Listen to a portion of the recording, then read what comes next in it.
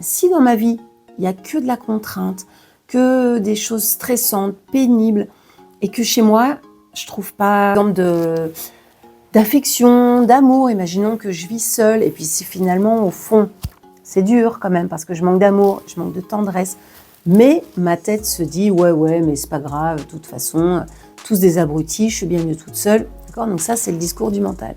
Mais dans la réalité, moi, je manque d'amour, je manque de tendresse, je manque de douceur, d'accord?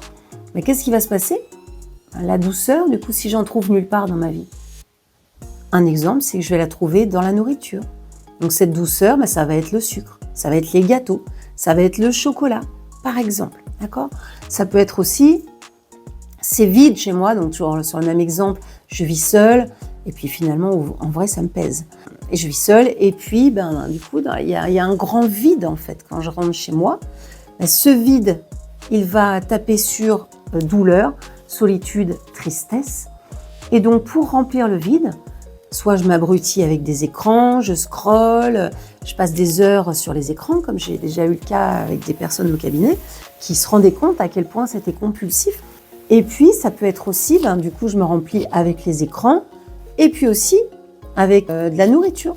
Je mange des chips, je crois que je vais manger une barre de chocolat, puis finalement, je mange la tablette, d'accord?